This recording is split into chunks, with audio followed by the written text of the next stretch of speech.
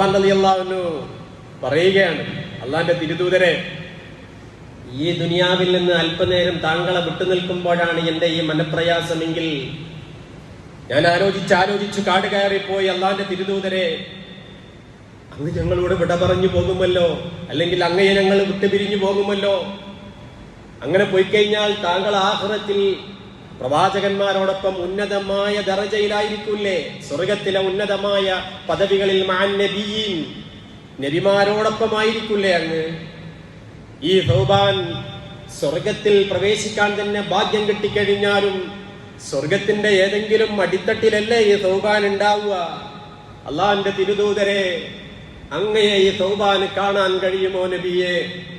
ദുനിയാവിൽ നിന്ന് അല്പം മണിക്കൂറുകളോ ദിവസങ്ങളോ വിട്ടു നിൽക്കുമ്പോഴേക്ക് അത് സഹിക്കാനും താങ്ങാനുമുള്ള മനസ്സ് ഈ സൗബാൻ ഇല്ല എങ്കിൽ നാളെ ആഖിറത്തിൽ അങ്ങ് സ്വർഗത്തിന്റെ ഉന്നതമായ തലങ്ങളിൽ കഴിഞ്ഞുകൂടുമ്പോ അങ്ങയെ കാണാൻ കഴിയാതെ എങ്ങനെയാണ് ആ സ്വർഗത്തിൽ എനിക്ക് ജീവിക്കാൻ കഴിയുക? എവിടെ?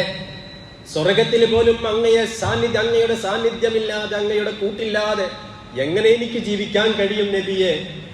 കൂട്ടത്തിൽ ഒന്നുകൂടി ചേർത്ത് പറയുകയാണ്, അതല്ല, ഈ സൗബാനെങ്ങാനും നരകത്തിലാണെങ്കിലോ